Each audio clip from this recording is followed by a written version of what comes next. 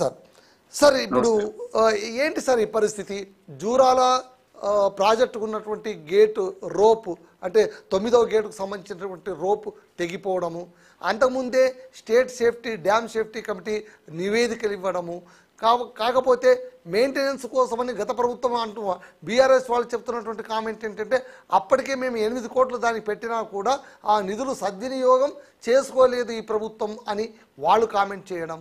మరోవైపు కాళేశ్వరం ప్రాజెక్టును మీరు రుణాలు కంతులు సరిగ్గా కట్టకపోతే నాన్ ప్రాఫిటబుల్ అసెట్గా మార్చేస్తాం దీన్ని అని రూరల్ ఎలక్ట్రిఫికేషన్ కమిషన్ కార్పొరేషన్ వాళ్ళు హెచ్చరికలు జారీ చేయడం. మరోవైపు శ్రీశైలం ప్రాజెక్టును మీరు పట్టించుకోవట్లేదని రైతు సంఘం సమాఖ్య వాళ్ళు ఏకంగా ముఖ్యమంత్రికి నీటిపారుదల శాఖ మంత్రికి నోటీసులు ఇవ్వడం. వీటన్నిటిని చూస్తే మీకేమనిపిస్తుంది? మనం దీన్ని ఎలా అర్థం చేసుకోవాలి? అది గారు మీకు అట్లాగే టీవీ ప్రేక్షకులకు నమస్కారం. నమస్తే సార్. వాళ్ళ కమిషన్ల కాలం, కార్పొరేషన్ల కాలం, అట్లాగే ఈ ప్రాజెక్టుల కాలం నడుస్తున్నది. నిజంగా చెప్పానంటే దీపం ఉన్నప్పుడు ఇది చక్క పెట్టుకోవాలి కదా. ఇప్పుడు రేపటి సంగతి ఆలోచించుకోవాలి. వర్షాకాలం రాకముందే నేను మొదటి నుంచి చెప్తున్నాను, నగరాల్లో అయితే డ్రైనేజ్ వ్యవస్థ ఎక్కడైనా మ్యాన్హోల్ సరిగ్గా ఉన్నాయా లేవా, పూడికలు ఉన్నాయా చూసినట్టే ఈ ప్రాజెక్టు విషయంలో గేట్లు సరిగ్గా లేస్తున్నాయా లేవా అని ఎండాకాలంలో చూసుకోవాల్సిన పని కదా. ఎండాకాలంలో చేయాల్సిన పని ఇప్పుడు వర్షాలు వచ్చి తీరా ముంచుకొచ్చిన తర్వాత మీరు జూరాల ఇంజనీర్ల వాదన చూడండి. ముందస్తు వరదలు వచ్చినాయి, ఇప్పుడు అందుకని మేము ఏం చేయలేకపోతున్నాం, అందుకనే వాటిని సవరించే కార్యక్రమాలు ఉండగానే పోతున్నాయి అంటున్నారు. ప్రభుత్వం ఏం చేస్తున్నట్లు లెక్క. ఏ ప్రాజెక్ట్ అయినా ఆపరేషన్ అండ్ మెయింటెనెన్స్ అనే దానికి నిధులు ఉంటాయి, అది చేయాల్సింది. కాళేశ్వరం ప్రాజెక్ట్ లో ఆ 2 పిల్లలు కుంగిపోయినట్టు కారణం ఏంది? ఆపరేషన్ అండ్ మెయింటెనెన్స్ చూడలేదు వాడు. స్పష్టంగా NDSA రిపోర్టు బయట పెట్టింది కూడా. కాళేశ్వరం కుప్పకూలింది, కూలిపోయింది అంటే తప్పు, కానీ అది ఆ 2 పిల్లలు పొంగడానికి కూడా ఆపరేషన్ అండ్ మెయింటెనెన్స్ అనే సరిగ్గా చూసుకోకపోవడంలో వచ్చిన చిక్కు అంటున్నాను. ఇవాళ మీరన్న రైతులు శ్రీశైలం ప్రాజెక్ట్ కింద ఉన్న గొయ్యి పూడ్చడానికి ఇంత ఆలస్యం ఏం చేస్తుంది, 1.5 year ఈ ప్రభుత్వం వచ్చింది కదా అని చెప్పి ముఖ్యమంత్రికి, ఇరిగేషన్ శాఖ మంత్రికి కాదు, వాళ్ళు KRMPకి ఫిర్యాదు చేశారు, కోర్టుకు వెళ్తామన్నారు. ఎందుకంటే రేపు పొద్దున శ్రీశైలం ప్రాజెక్ట్ ఏమైనా అయిపోయిందంటే నాగార్జున సాగర్ కూడా ఉండదు. 200 TMCల శ్రీశైలం ప్రాజెక్ట్ కనుక ఏవైనా పెద్ద డ్యామేజ్ అయితే నాగార్జున సాగర్ కొట్టుకపోతుంది, దాని కింద పులిచేతుల ప్రకాశం బ్యారేజ్ అన్ని పోతాయి. అందుకని ప్రభుత్వాలు చేయాల్సిన పని, ఇప్పుడు ప్రభుత్వాలు శాశ్వతం మరి కాదు. ఎందుకంటే రాజకీయ పార్టీలు శాశ్వతం కాదు, వాళ్ళు వీళ్ళు ఉంటారు, రేపు వాళ్ళు ఉంటారు.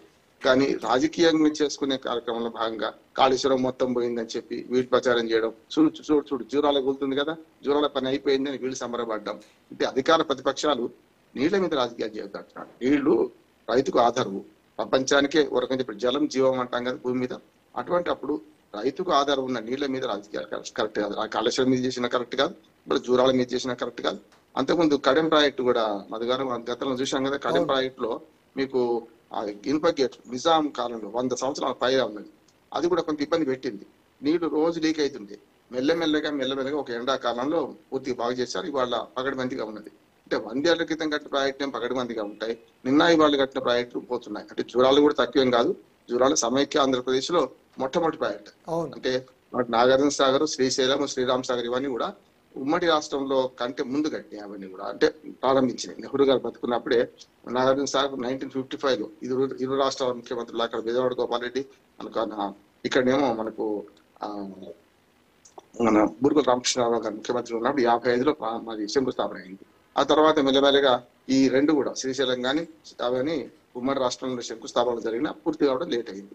కానీ జూరాల ప్రాజెక్టు ఉమ్మడి రాష్ట్రంలో మొట్టమొదటిగా పూర్తయిన ప్రాజెక్టు కేవలం 500 కోట్లలో అద్భుతాలు సాధిస్తూ 20 లక్షల ఎకరాలకు 10 లక్షలు ప్రత్యక్షంగా, పరోక్షంగా మరో 10 లక్షల ఎకరాలకు పారే ప్రాజెక్ట్ ఇది. వరకు చెప్పాలంటే దీన్ని అశ్రద్ధ చేయడం మనం సరైన విధం కాదు. ఎందుకంటే 11 కోట్ల రూపాయలు గత BRS ప్రభుత్వంలో దీనికి శాంక్షన్ అయిన మాట వాస్తవం. 11 కోట్ల రూపాయలతోని 2 ఏళ్లుగా చేయని పనులు ఏడాదిని అర్థంగా వీళ్ళు చేస్తారని కూడా నేను నమ్మలేను. 2022-23లోనే బడ్జెట్లు పెట్టి దాని ఇరిగేషన్ శాఖ బడ్జెట్లు పెట్టారు. 8 కోట్లు ఖర్చు అయినాయి అంటున్నారు. మరి ఎందుకు బాగా కాలేదు? తర్వాత కూడా ఎప్పటికప్పుడు ఈ ఇరిగేషన్ ప్రాజెక్ట్స్ మీద ఒక నిఘా ఉండాలి, అంచనా ఉండాలి, ఏం చేస్తే బాగుంటుంది. చూసారుగా జూరాలు అయితే చాలా అద్భుతం. 5వ గేట్ ఏమో దానికి రబ్బర్స్ పోయినాయి, 8 గేట్ల రబ్బర్స్ మొత్తం లూజ్ అయిపోయినాయి, లీకేజ్ ఉన్నది. దాంతో పాటు వైర్లు తెగిపోయి, ఇనుప వైర్లు తెగిపోయినాయి అంటున్నారు. ప్రత్యేకంగా నేను జూరాల ప్రాజెక్టుకి వెళ్ళి చూశాను. నేను అక్కడ ప్రత్యేకమైన అర్ధచంద్రాకారంలో ఆ రబ్బర్స్ గేట్లు ఉన్నాయి, పైకి కిందికి మిగతా ప్రాజెక్టులకు విరుద్ధంగా ఉన్నాయి. కృష్ణానది మీద పైన మన తెలంగాణలో ఉన్న మొట్టమొదటి ప్రాజెక్ట్ అది, పైనుంచి నీళ్ళు వస్తే ఆపుకుంటున్నారు. కానీ వాళ్ళు శ్రీశైలం కూడా వరద పెరుగుతుంది. ఇక్కడ నీళ్లు విడిస్తే రేపొద్దున ఒకవేళ జురాకంగా ప్రమాదం జరిగితే, అదృష్టవశాత్తు ఇప్పుడు పెద్ద వర్షాలు కింద పడలే కనుక శ్రీశైలం కూడా పెద్ద నీళ్ళు రాలే కనుక శ్రీశైలం ఆపుకుంటుంది 212 TMCల కనుక జురాల మొత్తం ఏమైనా కూడా ఉంటది. కానీ అది కాదు కదా పద్ధతి. ప్రాజెక్టును కాపాడుకోవాలి. మరి ఒకవేళ ప్రాజెక్టుకి ఏమాత్రం చిన్నగా లోపం జరిగినా రేపు ప్రాజెక్ట్ నీళ్లు ఖాళీ చేయాల్సి వచ్చినా ఇది కష్టం. ఇంకొక మాట కూడా చెప్పారు ఏమనంటే, ఇప్పుడు నిరర్ధక ఆస్తుల కింద కాళేశ్వరం ప్రాజెక్టును ప్రకటిస్తారని. నిజంగా చెప్పాలంటే ఈ కాంగ్రెస్ ప్రభుత్వం వచ్చిన తర్వాత 18 నెలలుగా రైతులకు ఇప్పుడు వాళ్ళకి పగ ఉంటే చూసుకోమనండి. మన బీఆర్ఎస్ కు కాంగ్రెస్ కు పగ ఉంటే వాళ్ళు చూసుకోనియండి. కానీ కాళేశ్వరం మీద కక్ష రైతులకు ఎందుకు శిక్ష అనే ఈ మధ్య నేను వ్యాసం రాశాను. కాళేశ్వరం మీద కక్ష ఉంటే రైతులకు శిక్ష ఉండదు కదా.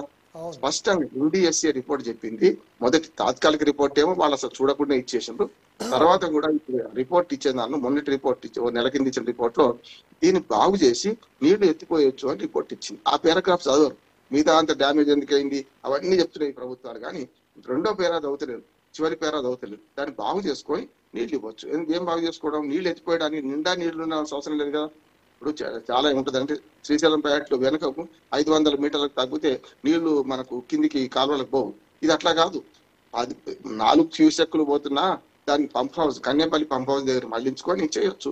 ఒక మట్టి డ్యామ్ కట్టుకొని ఈ ఎండాకాలంలో కూడా రోజుకు 10 క్యూసెక్కుల నీళ్లు 10 నుంచి 20 క్యూసెక్లు గట్టిగానే పోతున్నాయి. మనం గట్టిగా మాట్లాడితే పూర్తిగా ఎండాకాలం అని చెప్పి, మామూలుగా అయితే 100 క్యూసెక్కుల నీళ్లు. అంటే మనకు చాలా మంది రాజకీయ నాయకులు సమస్య వస్తుందంటే TMCలకు క్యూసెక్కులకు నీళ్లు తెలవకుండా వాదిస్తున్నారు. వాడిని వీడి తిట్టుకోవడం, వీళ్ళు వాళ్ళు తిట్టుకోవడం, అంతే తప్ప ఇంకోటి ఏం లేదంటున్నాను నేను. పారే నీళ్లను క్యూసెక్కులు లెక్క పెడతారు. ఆగి నీళ్లు TMC అంటారు.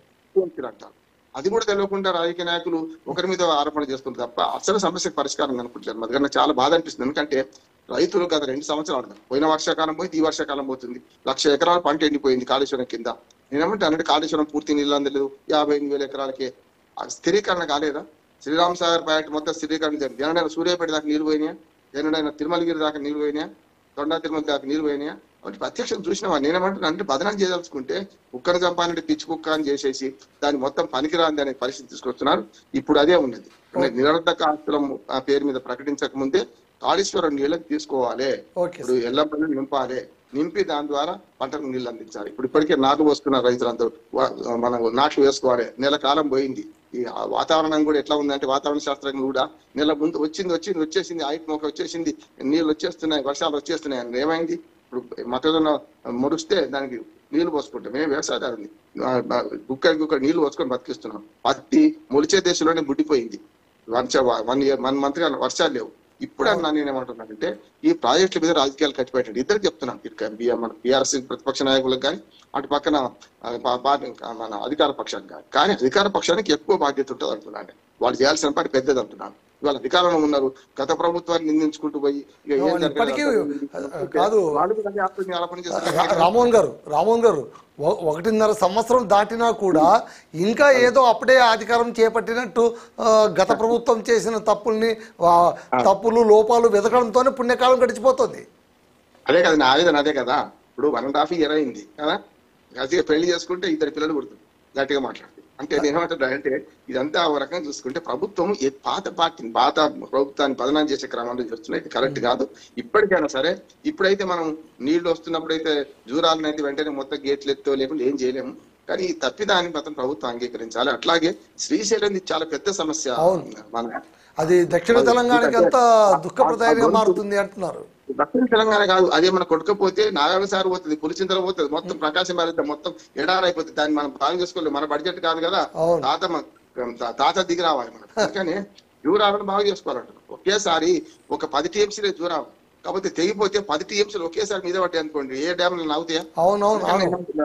అదొకటి. ఇంకోటి కాళేశ్వరాన్ని కూడా మా గారు స్పష్టంగా చెప్తున్నాను నేను, కాళేశ్వరాన్ని కొంచెంలో చిన్న మరమ్మతులు చేసుకొని నీళ్లు అక్కడి నుంచి పోకుండా చేసి డైవర్షన్ చేసి పైకి నీళ్లు కన్నేపల్లి పంప్ హౌస్ నుంచి అన్నారంలోకి, అన్నారం నుంచి సుందిల్లోకి పడేసుకొని ఎల్లంపల్లికి, ఇప్పుడు ఎల్లంపల్లిలో తాగునీటికి కూడా కొరత ఉంది. ఒక నెల ఇంకో 15 రోజులు వర్షాలు పోతే హైదరాబాద్ తాగునీరు కూడా కష్టం వస్తుంది.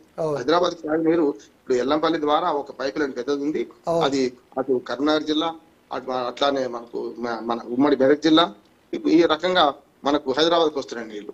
అది ఎల్లంపల్లిలో నీళ్ళు లేవు కదా. గతంలో తప్పిదం జరిగింది, నీళ్ళు ఎత్తిపోసిండ్రు, మళ్ళీ వర్షాకాలంలో పోయినాయి కాదంటలేదు. కానీ ఎప్పటికప్పుడు నీళ్ళు లేనప్పుడు నింపుకోవాల్సిన బాధ్యత వీళ్ళకి ఉందా లేదా అంటున్నాడు. ఈ ప్రభుత్వం పని చేయడం లేదు 1.5 year గా. కాళేశ్వరం ప్రాజెక్టు ను బదనాం చేద్దాం అనుకోని ఈ ప్రభుత్వం చేస్తున్న పని ఏంటంటే పూర్తిగా చేతులు ఎత్తేసింది. అందుకని దాన్ని ప్రకటించే ముందైనా ప్రకటించకుండా ఉండేందుకు ఈ ప్రభుత్వం